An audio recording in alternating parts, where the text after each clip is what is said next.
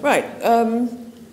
I thought I would lighten the afternoon because I know this is prime snooze time, right after lunch and toward the end of the session.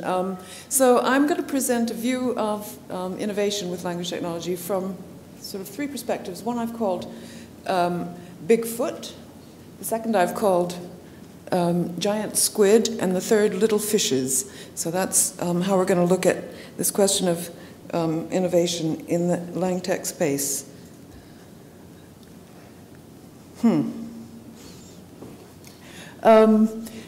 These three descriptions are kind of general way to talk about what are, not really anything all that unusual in describing the evolution of software markets, but they are a kind of maybe slightly colorful way to try to apply these general principles to language technology. So the Bigfoot strategy is what I think of as the disruption model, which attempts to short-circuit the market in some way. The giant squid strategy is a kind of colonization.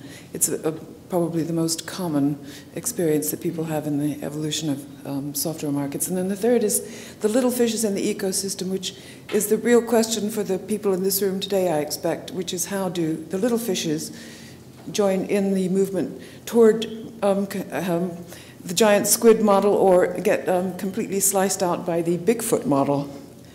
So first of all, talk a little bit about the Bigfoot strategy. Some of you might recognize Monty Python's foot there. In this scenario, someone comes into the market with technology which is so unique or is perceived to be so unique that it actually completely disrupts the existing applications or requirements in the market. Usually it means doing what Jochen referred to as creating a category or a new software category. Frequently it's simply reinventing an old one but calling it a new one. It usually involves some kind of control of access to the users of the technology, not always entirely within the rules of the competitive environment, but usually companies have to stay at least marginally within them in order to carry on doing what they've been doing. Over time, a company who achieves this kind of position in a software market has to retain some kind of technological superiority, or again, either the perception of superiority or at least performance of the technology that is adequate to the markets that it serves. And finally, anybody operating with this kind of model has to be really lucky on timing, because usually there are so many contextual requirements and drivers for innovation in software markets that unless you get a lot of, unless you're lucky or a very good judge of trends in technology markets, you can be too early in terms of platform, too late in terms of adoption and those sorts of things. So if you wanted to think about the kinds of companies that might be considered Bigfoot companies in general, the obvious example in the mainstream software market would be Microsoft, who invented the PC operating system category. I mean, it didn't really, but we all think it did, and then it got sued everywhere in the world for dominating it too heavily. It created that category. It controlled access to desktop technology through its ownership of the operating system. It retained its technological superiority for many years, considered to be, the sort of standard for Office-type applications for many years until quite recently. And it got very lucky with its timing because it converged with the emergence of the PC and all those kinds of things. The other obvious example is Google, and this situation reminds me of a presentation I gave in a long time ago in the early days of the e-commerce